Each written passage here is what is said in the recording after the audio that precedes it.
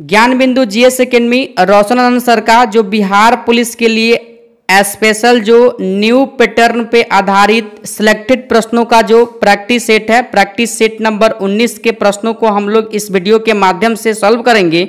और यह जो टेस्ट है आपका देख लीजिए, टेस्ट नंबर 19 है। तो आज के इस प्रैक्टिस सेट के हम लोग जो 100 प्रश्न सिलेक्टेड है बिहार पुलिस के लिए सॉल्व करेंगे। और इस प्रैक्टिस सेट में जो आपका बिहार पुलिस का न्यू सिलेबस जारी किया गया है तो और 10th लेवल के ही प्रश्न इस प्रैक्टिस सेट में डाले गए हैं। अगर आप इस प्रैक्टिस सेट को सॉल्व कर लेते हैं और लगातार जो प्रैक्टिस सेट जो भी प्रश्न आपको सॉल्व करवाया जाता है आप याद रखते हैं, इस प्रैक्टिस सेट के डिस्कशन को आप पढ़ते हैं, आपका सिलेक्शन इस बार बिहार पुलिस में जरूर होगा। क्लियर? तो आइए हम लोग ज़्यादा समय व्यर्थ ना करते हैं, आज के सेशन को शुरू करते हैं। सेशन शुरू करने से पहले मैं आप सभी को बता दूं कि आज के इस क्लास को थोड़ा सा हम स्पीड में सॉल्व करवाएंगे, क्योंकि बिहार पुलिस का जो 7 अगस्त का एग्जाम है आप सभी जानते हैं कि काफ़ी नियरेस्ट है। और 7 अगस्त का जिनका भी एग्जाम है उन सभी के लिए और आने वाले अगले डेट में जिनका एग्जाम है उन सभी के लिए देखिए एक एक जो आपके 11 सब्जेक्ट से बिहार पुलिस में प्रश्न पूछे जाएंगे, 11 सब्जेक्ट का आपका सिलेबस कंप्लीट करते हुए मैराथन क्लास हम लगाने वाले हैं। जिसमें कल आपका ज्योग्राफी का मैराथन क्लास लगेगा, जिसमें हम आपको 600 प्लस प्रश्नों को सॉल्व करवाएंगे। सारे प्रश्न प्रीवियस ईयर के होंगे, सिलेक्टेड प्रश्न होंगे। अपने बिहार पुलिस के एग्जाम में अच्छा स्कोर कर पाइएगा, ठीक है? तो और क्लास शुरू करने से पहले मैं आप सभी को एक इन्फॉर्मेशन दे देना चाहता हूं। अगर आप डेली टेस्ट सीरीज को परचेज करना चाहते हैं, ऑफलाइन क्लास में जा करके देना चाहते हैं, तो आप सभी ज्ञान बिंदु जीएस एकेडमी का जो ऐप है आप लोग प्ले स्टोर से डाउनलोड कीजिए। या अगर आप पटना रहते हैं तो आप सभी ऑफलाइन में जा करके भी टेस्ट दे सकते हैं, इसके लिए आपको एडमिशन लेना होगा। क्लियर? और आप अगर बिहार दरोगा के नए बैच का इंतजार कर रहे हैं तो आप लोग याद रखिए, बिहार दरोगा जो 1275 पोस्ट का रिजल्ट आया है, जिसमें ज्ञान बिंदु जीएस एकेडमी अपने संस्थान से यानी कि 300 प्लस इस बार दरोगा निकले हुए हैं लोग। और देखिए बिहार दरोगा के लिए सेकेंड बैच भी जो सर के द्वारा यानी कि ओपन कर दिया गया है। 19 जुलाई से आपका बैच स्टार्ट हो गया है। अगर आप बिहार दरोगा बनना चाहते हैं, तैयारी करना चाहते हैं, तो आप रोशन सर से जुड़ सकते हैं। आप एडमिशन ऑनलाइन या ऑफलाइन मोड में ले सकते हैं। क्लियर? तो आइए अब हम लोग अपने सेशन को शुरू करते हैं, प्रश्नों को सॉल्व करते हैं। प्रैक्टिस सेट नंबर 19 का पहला प्रश्न आपसे कबीर के वाणी से संबंधित पूछा गया है। प्रश्न पूछा है, कबीर वाणी के डिक्टेटर थे, यह अभिमत किस आलोचक की है? बताइए किस आलोचक की है? तो अगर आप इस प्रश्न के लिए सही जवाब ऑप्शन सी लगाए हैं, डॉक्टर परशुराम चतुर्वेदी, बिल्कुल आपके पहले का सही जवाब ऑप्शन नंबर सी हो जाएगा। क्लियर? चलिए आगे देखिए, दूसरा नंबर प्रश्न पूछा गया है, किस एक्ट ने भारतवासियों को अपने देश के प्रशासन में कुछ हिस्सा लेना संभव बनाया? कुछ हिस्सा लेना संभव जो बनाया था, याद रखिएगा 1833 का चार्टर एक्ट। इस बात को आप लोग ध्यान रखिएगा, जो आपके ऑप्शन नंबर ए में यानी कि 2 नंबर प्रश्न का सही जवाब दिया गया। ठीक है? और आज के क्लास को थोड़ा सा हम स्पीड में लेकर के चलेंगे, क्योंकि आप सभी जानते हैं कि 7 अगस्त जो बिहार पुलिस का एग्जाम शुरू हो रहा है, 7 अगस्त से पहले आपके हर एक सब्जेक्ट जितने भी 11 सब्जेक्ट से आपके प्रश्न पूछे जाएंगे, जैसे history, geography, polity, physics, chemistry, biology, current affair, सभी का मैराथन क्लास 700 से 800 प्रश्न एक सब्जेक्ट में हम करवाने वाले हैं। और कल से आपका मैराथन क्लास भी शुरू होगा। और कल आपका मैराथन क्लास ज्योग्राफी का होगा, सिलेक्टेड प्रश्नों का। इसलिए प्रश्न इकट्ठा किया जा रहा है, प्रश्नों को सेट किया जा रहा है, जो आपके एग्जाम में सीधा प्रश्न पूछा जाएगा। इसलिए आज के क्लास को थोड़ा सा हम स्पीड में लेकर के चलेंगे। क्लियर? तो देखिए 2 नंबर प्रश्न का सही जवाब ऑप्शन नंबर ए लगा है, बिल्कुल आपके प्रश्न का सही जवाब हो जाएगा। क्लियर? आगे देखिए, तीसरा नंबर प्रश्न है, निम्नलिखित में किस अधिनियम के अंतर्गत भारतीय विधान परिषद को बजट पर चर्चा करने की शक्ति प्राप्त हुई? बजट पर चर्चा करने की शक्ति अगर आपसे पूछा जाए तो ध्यान रखिएगा, यानी कि 3 नंबर प्रश्न के लिए 1892 का। ठीक है? जो ऑप्शन नंबर देख लीजिए बी में दिया गया है 3 नंबर प्रश्न का सही जवाब। क्लियर? चलिए आगे देखिए, चौथा नंबर प्रश्न है, भारत का संघीय न्यायालय निम्नलिखित में से किस वर्ष स्थापित किया गया था? तो अगर संघीय न्यायालय की बात किया जाए तो ध्यान रखिएगा आप सभी लोग, ऑप्शन नंबर यानी कि ए को 1935 में। क्लियर? तो 1935 होगा 4 नंबर प्रश्न का सही जवाब। क्लियर? चलिए आगे देखिए आप सभी लोग, 5वां नंबर प्रश्न है, इन व्यक्तियों में कौन कैबिनेट मिशन का सदस्य नहीं है? तो कैबिनेट मिशन 1946 में आया था, जिसमें 3 सदस्य थे। कौन कौन थे? तो ध्यान रखिएगा, पैथिक लॉरेंस थे, एबी अलेक्जेंडर भी थे, स्टेटफोर्ड क्रिप्स भी थे। बाकी विलियम वुड नहीं थे, नहीं पूछा गया है। ध्यान रखिएगा, ऑप्शन नंबर ए आपके 5 नंबर प्रश्न का बिल्कुल सही जवाब होगा। क्लियर? चलिए आगे देखिए, 6वां नंबर प्रश्न, transform the sentence given below पूछा गया है। एक आपको सेंटेंस दिया गया है और इसका सही जवाब आपसे पूछा गया है। ठीक है, तो 6वां का सही जवाब ध्यान रखिएगा आप सभी लोग, यानी कि he is so lazy that he can not walk. Option number A हो जाएगा 6 नंबर प्रश्न का सही जवाब। क्लियर? 7वां नंबर प्रश्न पूछा गया है, निम्नलिखित में से कौन सा अगस्त 1946 में गठित प्रथम अंतरिम राष्ट्रीय सरकार का सदस्य नहीं था? तो प्रथम अंतरिम राष्ट्रीय सरकार का गठन आप सभी जानते हैं 1946 में हुआ था। क्लियर? जिसमें आप याद कीजिए, ठीक है, शिक्षा मंत्री किसे बनाया गया था? सी राजागोपालाचारी को बनाया गया था, और राजेंद्र प्रसाद को खाद्य मंत्री बनाया गया था, आप सभी जानते हैं। ठीक है, जगजीवन राम को भी जगह मिला था, बाकी डॉक्टर एम राधाकृष्णन को नहीं मिला था। तो ऑप्शन नंबर सी होगा 7 नंबर प्रश्न का सही जवाब। इस बात को आप लोग ध्यान रखिएगा। क्लियर?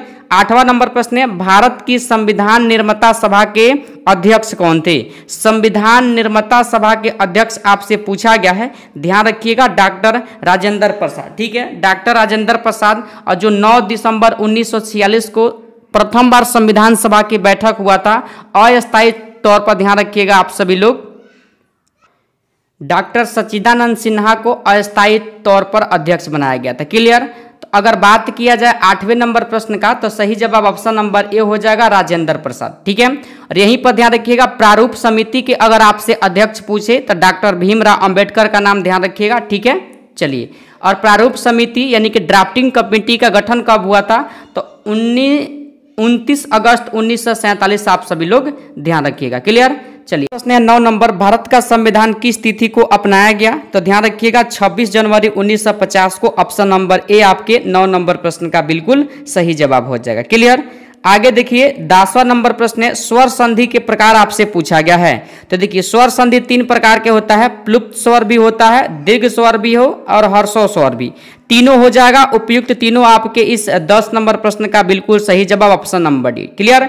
10वीं के मैथ से आपके प्रश्न पूछा गया है। यहाँ पर आपको दिया गया है के का मान ज्ञात करने के लिए द्विघात समीकरण दिया गया है। तो ध्यान रखिएगा, 11 के ऑप्शन पर हम लोग चलते हैं। तो 11 नंबर प्रश्न का सही जवाब जो हो जाएगा ऑप्शन बी हो जाएगा, यानी कि +-2√6 आ जाएगा। ठीक है, इसका डिस्कशन जो है सोल्यूशन आप लोग को दे दिया जाएगा PDF टेलीग्राम पर, वहां से आप लोग देख लीजिएगा। क्लियर? आगे देखिए, 12 नंबर प्रश्न है, डॉक्टर भीमराव अंबेडकर का जन्म और मृत्यु कब हुआ? तो आप याद कीजिए, डॉक्टर भीमराव अंबेडकर का जो जन्म हुआ था, यानी कि 14 अप्रैल को, यानी कि मध्य प्रदेश के महू में हुआ था। ठीक है, और देखिए याद रखिएगा आप सभी लोग, यानी कि इनका जन्म 1891 में हुआ था। क्लियर? और मृत्यु हो गया था 1956 में। इस बात को भी आप लोग ध्यान रखिएगा। तो 12 का सही जवाब क्या हो जाएगा? तो ऑप्शन नंबर बी हो जाएगा, यानी कि 12 नंबर प्रश्न का सही जवाब। चलिए आगे बढ़ते हैं। 13 नंबर प्रश्न है, भारत की संघात्मक व्यवस्था निम्नलिखित में से किस देश से संबंधित है? कल के जीके जीएस के स्पेशल प्रैक्टिस सेट में भी यह प्रश्न था। तो संघात्मक व्यवस्था कनाडा के संविधान से ग्रहण किया गया है। राज्य के नीति निर्देशक तत्व आयरलैंड के संविधान से। याद रखिएगा, पूछा जाएगा आपसे प्रश्न। ठीक है, चलिए आगे देखिए। 14 नंबर प्रश्न है, भारत के संविधान में सम्मिलित समवर्ती सूची किस देश की देन है? तो समवर्ती सूची जो है ऑस्ट्रेलिया से लिया गया है। ऑप्शन नंबर बी होगा 14 नंबर प्रश्न का सही जवाब। क्लियर? आगे देखिए, समुद्री व्यापार के संदर्भ में कार्ताज व्यवस्था उपयोग किसके द्वारा किया गया? तो अल्फांसो डी अल्मिला को आप लोग याद कीजिए, जो प्रथम पुर्तगाली गवर्नर बन करके भारत में आया था। और ध्यान रखिएगा, यह कहाँ का था? पुर्तगाल का। तो ऑप्शन नंबर डी होगा 15 नंबर प्रश्न का सही जवाब। आगे देखिए, 16 नंबर प्रश्न है, संयुगन भारत कब आया था? तो अगर बात किया जाए संयुगन का भारत आगमन, तो याद रखिएगा, यानी कि 518 ईस्वी में आया था। ठीक है, ऑप्शन नंबर ए होगा आपके 16 नंबर प्रश्न का सही जवाब।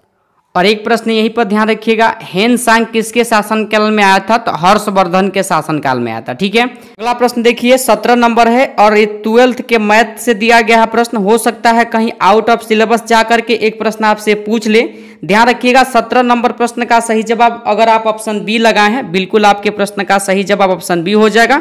डिस्कशन में इसका सोल्यूशन आप लोग देख लीजिएगा। क्लियर। 18 नंबर प्रश्न है गणतंत्र की सही विलोम शब्द क्या है? तो गणतंत्र का सही विलोम जो हो जाएगा, ध्यान रखिएगा, राजतंत्र हो जाएगा। ठीक है, ऑप्शन नंबर डी आपके 18 का बिल्कुल सही जवाब हो जाएगा। 19 नंबर प्रश्न है स्वतंत्रता आंदोलन के दौरान रविंद्रनाथ टैगोर ने नाइटहुड की उपाधि किस घटना के विरुद्ध में वापस कर दी थी? तो आप याद कीजिए जलियांवाला बाग हत्याकांड जो कब हुआ था? तो देखिए जलियांवाला बाग हत्याकांड जो हुआ था 13 अप्रैल 1919 को हुआ था। ठीक है, और इसी के विरोध में वापस कर दिए थे। तो ऑप्शन नंबर बी हो जाएगा 19 नंबर प्रश्न का सही जवाब। क्लियर। आगे देखिए 20 नंबर प्रश्न है मुसलमानों के लिए अलग मतदान के लिए किस कांग्रेस अधिवेशन को जाना जाता है? किस कांग्रेस अधिवेशन को जाना जाता है? तो याद कीजिए आप लोग, यानी कि लखनऊ अधिवेशन 1916, जिसमें गरम दल और नरम दल को एक किया गया। ठीक है, और कांग्रेस और मुस्लिम लीग को भी क्या किया गया? समझौते के तहत मनाया गया। इस बात को भी आप लोग ध्यान रखिएगा। तो ऑप्शन सी हो जाएगा 20 नंबर प्रश्न का सही जवाब। आगे देखिए 21 नंबर प्रश्न है translate the following sentence into Hindi आपसे पूछा है he used to visit this palace. Option आप लोग देख लीजिए, इसका हिंदी क्या बनेगा? 21 का सही जवाब ऑप्शन नंबर ए हो जाएगा, वह इस जगह पर आया करते थे। क्लियर। चलिए आगे देखिए 22 नंबर प्रश्न है which of the flowing word form a new word by adding the dash, यानी कि सन आपसे पूछा गया है। तो देखिए यहाँ पर सेट करने के लिए आपको वर्ड दिया गया है, ध्यान रखिएगा, यानी कि कलेक्शन हो जाएगा COLLECTION कलेक्शन। आप लोग ध्यान रखिएगा, ऑप्शन सी आपके 22 नंबर प्रश्न का बिल्कुल सही जवाब होगा। 23 नंबर प्रश्न है भारत में पहली यूरोपीय बस्ती किस स्थान पर स्थापित की गई थी? तो पहली यूरोपीय बस्ती आप याद कीजिए। ठीक है, यानी कि वास्को डिगामा कहाँ आया था? 1498 में। तो ठीक है, पुर्तगालियों के द्वारा। ऑप्शन नंबर ए ध्यान रखिएगा, केरल के कोची। क्लियर। प्रश्न है 24 नंबर आप सभी का बक्सर की लड़ाई ईस्ट इंडिया कंपनी के द्वारा किसके साथ लड़ी गई थी? तो याद कीजिए 22 अक्टूबर 1764 को बक्सर का युद्ध ईस्ट इंडिया कंपनी और संयुक्त सेना मीर कासिम, शुजाउद्दौला और शाह आलम द्वितीय के बीच हुआ था। जब आप ऑप्शन देखिएगा तो एक ही ऑप्शन दिया गया है मीर कासिम। ठीक है, मीर कासिम ही मात्र एक ऑप्शन दिया गया है, बाकी ऑप्शन में कहीं भी शुजाउद्दौला नहीं दिया गया है, शाह आलम द्वितीय नहीं दिया गया है, यहाँ पर सिराजुद्दौला दिया गया है।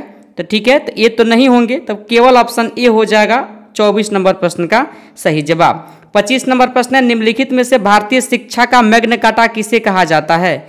तो भारतीय शिक्षा का मैग्ना कार्टा की बात किया जाए तो वुड डिस्पैच को कहा जाता है। ऑप्शन नंबर ए आपके 25 का बिल्कुल सही जवाब हो जाएगा। क्लियर। 26 नंबर प्रश्न है वर्नाक्यूलर प्रेस एक्ट अधिनियम और सशस्त्र अधिनियम किस वायसराय के द्वारा पारित किया गया था? किस वायसराय के द्वारा पारित किया गया था, यह प्रश्न आपसे पूछा है।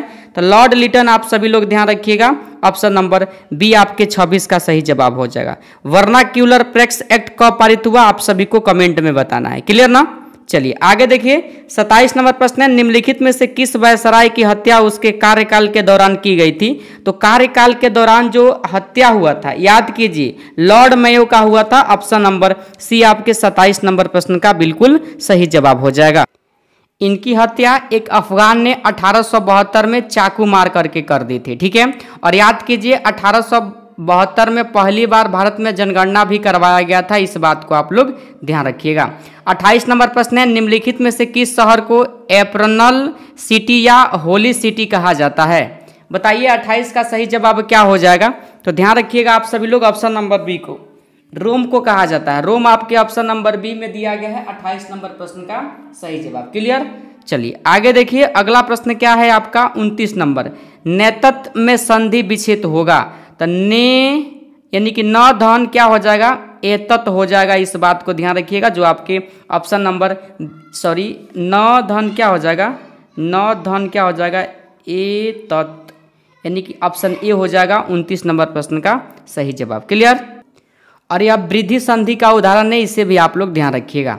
30 नंबर प्रश्न है ध्यान मग्न में कौन सा समास है? तो ध्यान मग्न में अगर समास देखा जाए तो तत्पुरुष समास हो जाएगा। ऑप्शन नंबर सी आपके 30 का बिल्कुल सही जवाब हो जाएगा। 31 नंबर प्रश्न है दक्षिणी ध्रुव पर पहुंचने वाला प्रथम व्यक्ति कौन था। तो दक्षिणी ध्रुव पर पहुंचने वाला प्रथम व्यक्ति का बात किया जाए तो याद रखिएगा आप लोग, यानी कि एमर्सन था। ऑप्शन नंबर डी आपके 31 का बिल्कुल सही जवाब हो जाएगा। क्लियर। अगला प्रश्न है 32 नंबर, देखिए यहाँ पर काजीरंगा राष्ट्रीय उद्यान किस राज्य में है। तो काजीरंगा जो हो जाएगा असम में हो जाएगा। ध्यान रखिएगा, जो एक सींग वाले गेंडे के लिए जाना जाता है, इस बात को भी आप लोग ध्यान रखिएगा। 32 का सही जवाब ऑप्शन नंबर सी हो जाएगा। क्लियर। आगे देखिए अगला प्रश्न है भाखड़ा नागल परियोजना किस नदी पर स्थित है। तो ध्यान रखिएगा सतलज नदी। ऑप्शन नंबर ए आपके 33 नंबर प्रश्न का बिल्कुल सही जवाब हो जाएगा। 34 नंबर प्रश्न है विश्व की सबसे व्यस्त व्यापारिक नदी कौन सी है। तो विश्व की सबसे व्यस्त व्यापारिक नदी की बात किया जाए तो याद रखिएगा आप सभी लोग ऑप्शन नंबर डी को राइन नदी। क्लियर। राइन नदी ऑप्शन डी में आपके 34 नंबर प्रश्न का सही जवाब दिया गया है। अगला प्रश्न पूछा गया है आपसे 35 नंबर। ठीक है, 35 नंबर जो प्रश्न है डेवलप का पूछा गया है। देखिए यहाँ पर यानी कि एप्रोप्रिएट यानी कि सफिक्स गिवन। बताइए 35 का सही जवाब क्या लगाए हैं। तो ऑप्शन बी लगाए हैं मेंट, बिल्कुल आपके 35 का सही जवाब हो जाएगा। ठीक है। आगे देखिए 36 नंबर प्रश्न है अरब सागर की रानी किसे कहा जाता है।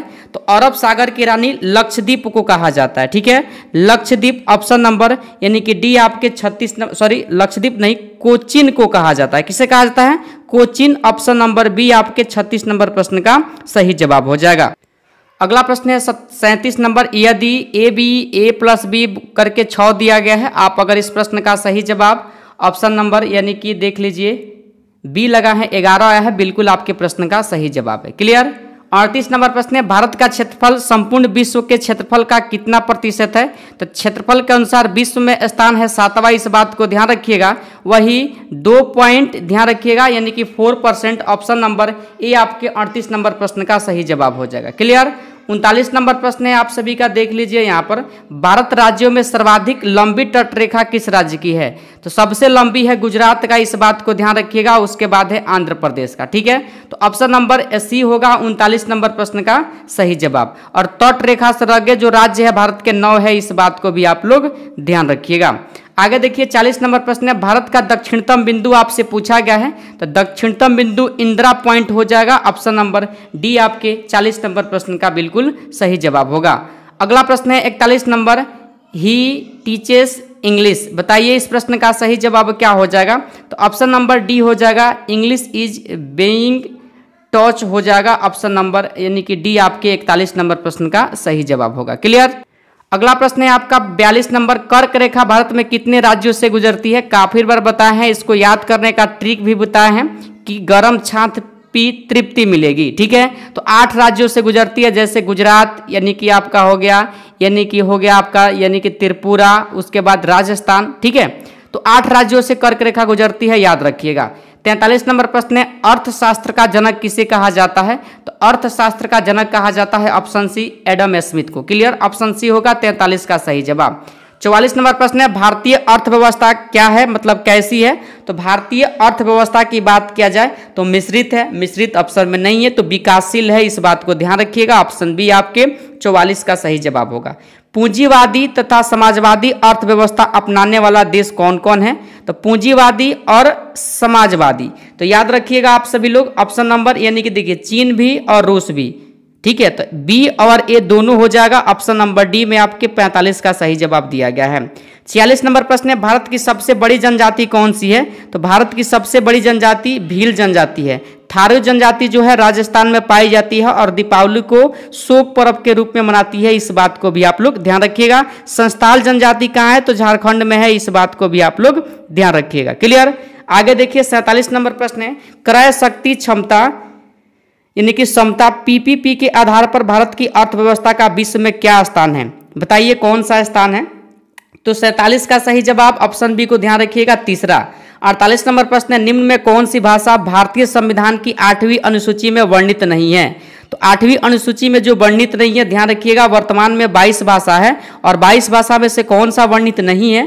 तो 48 का सही जवाब ऑप्शन नंबर डी हो जाएगा, अंग्रेजी। बाकी कश्मीरी, नेपाली, सिंधी है। ठीक है, तो डी होगा आपके 48 नंबर प्रश्न का सही जवाब। लेकिन आपसे प्रश्न पूछे किस राज्य की राजकीय भाषा अंग्रेजी है, तो नागालैंड आप सभी लोग ध्यान रखिएगा। 49 नंबर प्रश्न है भारत यानी कि भारतीय नेपोलियन की उपाधि किसे दिया जाता है, तो यह नेपोलियन की उपाधि समुद्रगुप्त को दिया जाता है। ऑप्शन बी होगा 49 नंबर प्रश्न का सही जवाब। 50 नंबर प्रश्न है भारत के मानव विकास रिपोर्ट कौन जारी करता है, तो मानव विकास रिपोर्ट को योजना आयोग यानी कि वर्तमान में ध्यान रखिएगा नीति आयोग, ठीक है, नीति आयोग जारी करता है, इस बात को ध्यान रखिएगा। यानी कि ऑप्शन नंबर ए आपके 50 का बिल्कुल सही जवाब होगा। इसके अध्यक्ष कौन होते हैं, तो प्रधानमंत्री होते हैं, ध्यान रखिएगा। 51 नंबर प्रश्न है राज्य स्तरीय मानव विकास रिपोर्ट जारी करने वाला भारत का पहला राज्य कौन बना है, तो पहला जो राज्य बना है याद रखिएगा मध्य प्रदेश बना है। क्लियर। आगे देखिए आप सभी लोग 52 नंबर प्रश्न है you dash to perform this task seriously, बताइए इस प्रश्न का सही जवाब क्या होगा, तो ध्यान रखिएगा ऑप्शन बी हो जाएगा आपके 52 नंबर प्रश्न का सही जवाब। अगला प्रश्न है 53 नंबर भारतीय अर्थव्यवस्था के उदारीकरण का अग्रदूत किसे कहा जाता है, तो उदारीकरण का अग्रदूत की अगर मैं बात करूं तो याद रखिएगा आप सभी लोग 53 के लिए doctor Manmohan Singh. Clear. Option B आपके 53 का सही जवाब होगा। और आज के प्रैक्टिस सेट को थोड़ा सा स्पीड में इसलिए करा रहे हैं क्योंकि आप लोग जान जाइए जो भी स्टूडेंट नए हैं, आपका कल से मैराथन क्लास 600 प्लस प्रश्नों का सिलेक्टेड प्रश्नों का शुरू हो रहा है। प्रश्न अभी कलेक्ट करना है जो सीधा आपके बिहार पुलिस में प्रश्न पूछे जाएंगे, इसलिए आज की क्लास को थोड़ा सा स्पीड में करवा रहे हैं, ठीक है। आगे देखिए 54 नंबर प्रश्न है आपका वर्तमान में भारत की राष्ट्रीय आय का प्रमुख क्षेत्र कौन सा है, वर्तमान में पूछा गया है, तो ध्यान रखिएगा आप सभी लोग ऑप्शन ए यानी कि सेवा क्षेत्र का है। घाटा किसका है, तो कृषि का घट गया है, इस बात को ध्यान रखिएगा। ऑप्शन ए आपके 54 नंबर प्रश्न का सही जवाब हो जाएगा। 55 नंबर प्रश्न है मेलाकाइट एक खनिज है, किसका एक खनिज है, आपसे यह प्रश्न पूछा गया है, तो ध्यान रखिएगा यानी कि कॉपर का है, ठीक है। ऑप्शन बी आपके 55 का सही जवाब होगा। 56 नंबर प्रश्न है जीवाणुओं को नष्ट करने के लिए निम्नलिखित में से किस गैस का प्रयोग किया जाता है, गैस आपसे पूछा गया है, तो क्लोरीन आप लोग ध्यान रखिएगा यानी कि Cl2। क्लियर। चलिए आगे देखिए अगला प्रश्न आपका 57 नंबर है बारूद मिश्रण होता है, तो बारूद के मिश्रण की अगर मैं बात करूं तो याद कीजिएगा आप सभी लोग नाइटर यानी कि नाइटर सल्फर और चारकोल का होता है, तो ऑप्शन नंबर ए आपके 57 का बिल्कुल सही जवाब हो जाएगा। 58 नंबर प्रश्न है किसकी उपस्थिति के कारण पीतल का रंग हवा में फीका हो जाता है, फीका किसके कारण होता है, तो याद रखिएगा हाइड्रोजन सल्फाइड के कारण। ऑप्शन बी में आपके 58 का बिल्कुल सही जवाब दिया गया है। अगला प्रश्न देखिए 59 नंबर जो है यानी कि इस प्रश्न का सही जवाब क्या हो जाएगा, तो ध्यान रखिएगा 59 के लिए सही जवाब ऑप्शन सी हो जाएगा। और इसको डिटेल में पढ़ना है तो डिस्कशन आप लोग एक बार देख लीजिएगा। क्लियर। अगला प्रश्न है 60 नंबर कृत्रिम वर्षा उत्पन्न करने के लिए निम्नलिखित में से किसका उपयोग किया जाता है, तो सिल्वर, ध्यान रखिएगा सिल्वर किसका किया जाता है, तो 60 का सही जवाब ऑप्शन नंबर यानी कि सी को ध्यान रखिएगा सिल्वर आयोडाइड का प्रयोग किया जाता है, ठीक है। आगे देखिए मैथ का प्रश्न आ गया और इस प्रश्न का सही जवाब अगर आप ऑप्शन ए लगाए हैं 54 डिग्री बिल्कुल आपके 61 नंबर प्रश्न का सही जवाब हो जाएगा। आगे देखिए लाल चींटियों में कौन सा अम्ल मौजूद होता है, तो लाल चींटी का प्रश्न कल भी आपके जीके जीएस के प्रैक्टिस सेट में था, ठीक है। ध्यान रखिएगा मेथोनोइक अम्ल जिसे फॉर्मिक अम्ल भी कहा जाता है, ठीक है। साइट्रिक अम्ल नींबू में पाया जाता है, इस बात को ध्यान रखिएगा, तो ऑप्शन ए होगा 62 नंबर प्रश्न का सही जवाब। 63 नंबर प्रश्न है तंबाकू खाने और सड़क पर थूकने से डैश प्रदूषण उत्पन्न हो सकता है, तो देखिए इससे जो उत्पन्न प्रदूषण होगा ध्यान रखिएगा वायु प्रदूषण हो सकता है, ऑप्शन नंबर ए। क्लियर। चलिए अगर आपसे पूछे तंबाकू के उत्पादन में प्रथम राज्य कौन सा है, तो आंध्र प्रदेश का नाम आप सभी लोग ध्यान रखिएगा। देश का पूछेगा तो प्रथम चीन है और भारत का स्थान दूसरा है, इस बात को भी आप लोग ध्यान रखिएगा। 64 नंबर प्रश्न है जल में रहने वाले प्राणी के लिए एक सही शब्द आप सभी से पूछा गया है, तो एक सही शब्द जो हो जाएगा ध्यान रखिएगा जलचर हो जाएगा। ऑप्शन सी आपके बिहार पुलिस में यह प्रश्न पूछा जा चुका है। क्लियर। प्रश्न है 65 नंबर परमाणु सिद्धांत किसके द्वारा दिया गया था, तो परमाणु सिद्धांत की अगर मैं बात करूं तो याद कीजिएगा आप लोग जॉन डाल्टन के द्वारा, ठीक है। चलिए तो ऑप्शन सी आपके 65 का सही जवाब होगा। 66 नंबर प्रश्न है पृथ्वी की आयु का अनुमान किसके द्वारा किया जाता है, तो पृथ्वी के आयु का जो अनुमान किया जाता है, याद रखिएगा आप सभी लोग, 66 नंबर प्रश्न के लिए यूरेनियम डेटिंग विधि से किया जाता है। तो ऑप्शन बी में आपके 66 का सही जवाब दिया गया है।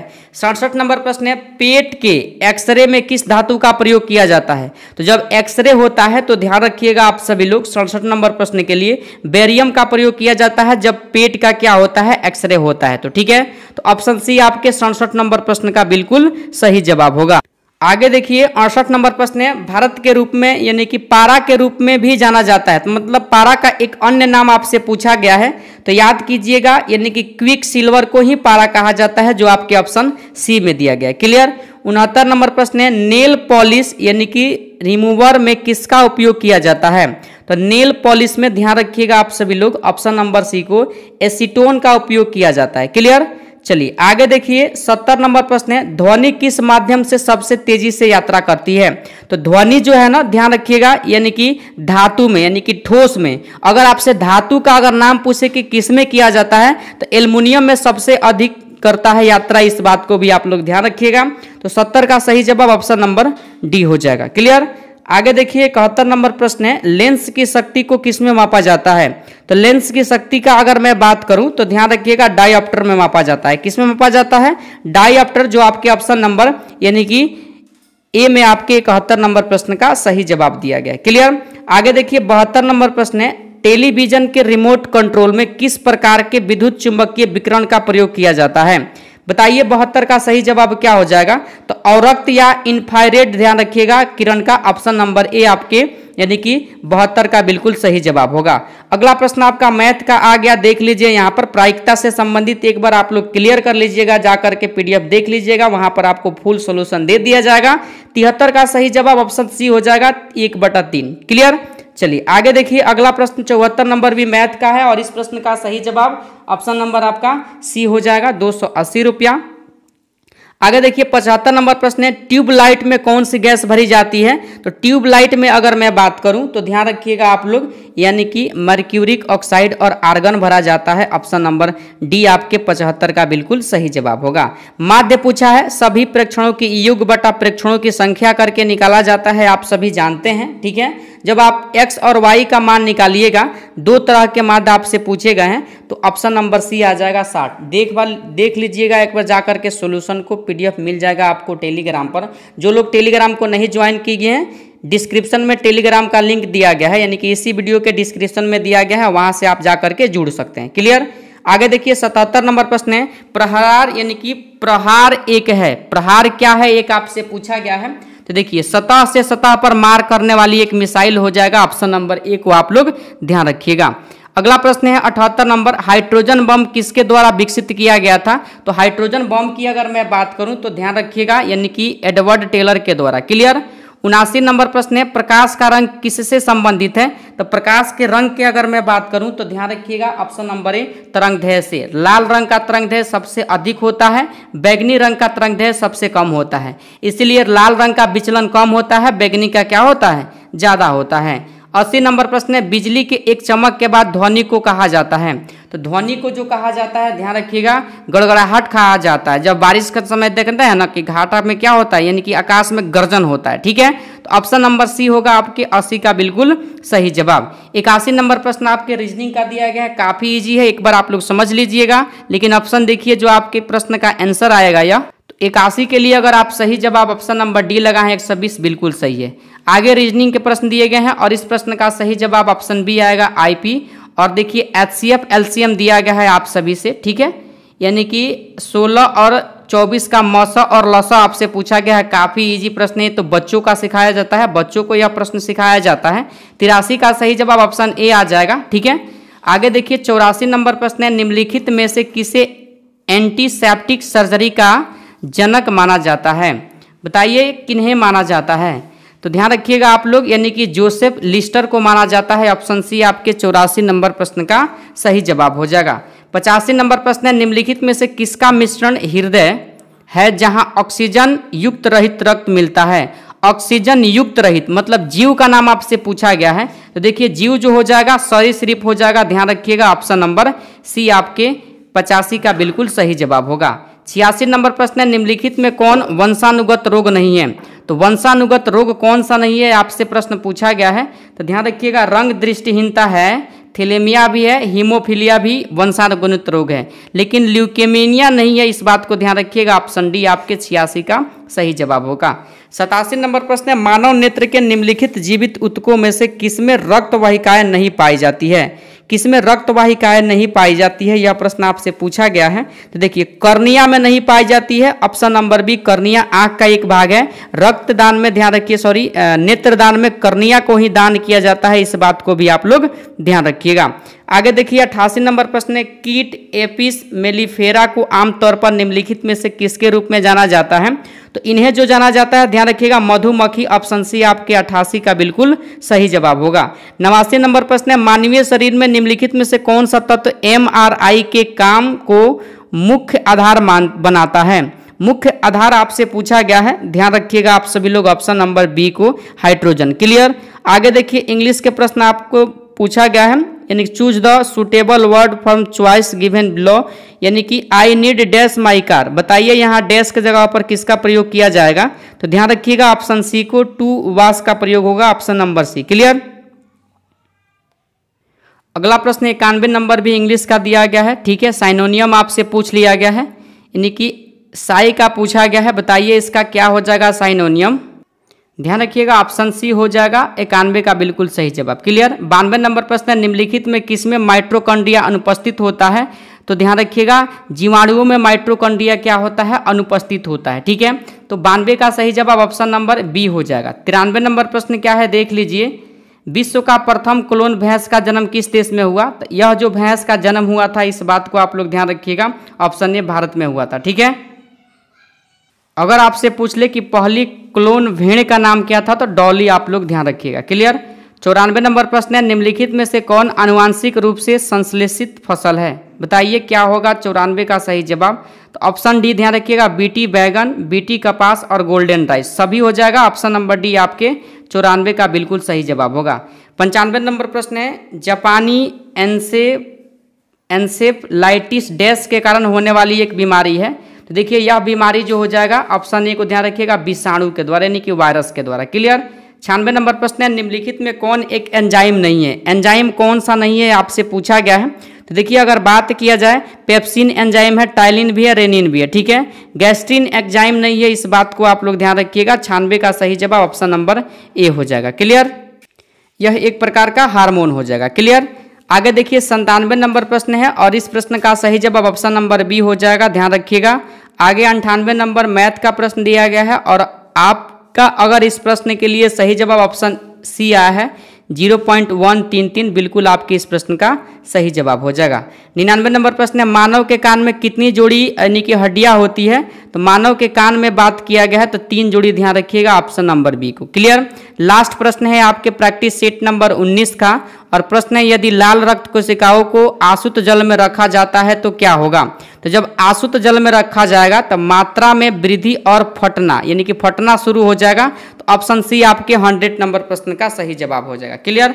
तो आज के इस प्रैक्टिस सेट में जो हम लोगों का प्रैक्टिस सेट नंबर यानी कि टेस्ट नंबर 19 का 100 प्रश्न कंप्लीट हो चुका है। ठीक है, तो आप सभी को कमेंट में जरूर बताना है कि आज के इस न्यू प्रैक्टिस सेट जो आपके बिहार पुलिस के न्यू पैटर्न पे आधारित है, आज के प्रैक्टिस सेट 19 में आपका स्कोर कितना गया। ठीक है, साथ ही साथ अभी तक चैनल को सब्सक्राइब नहीं किए हैं और चाहते हैं आप सिलेक्टेड प्रश्न जो है ज्ञान बिंदु जीएस एकेडमी रोशन आंसर के प्रैक्टिस सेट को सॉल्व करना, जिससे आपका इस बार सिलेक्शन बिहार पुलिस में हो जाए, तो जरूर आप इस चैनल को सब्सक्राइब कर दीजिएगा। क्लियर। और देखिए जो लोग भी दरोगा की तैयारी करना चाहते हैं तो उनके लिए न्यू बैच जो है सर का, यानी कि ज्ञान बिंदु जीएस एकेडमी रोशन आंसर का जो न्यू बैच है, न्यू बैच भी आ चुका है।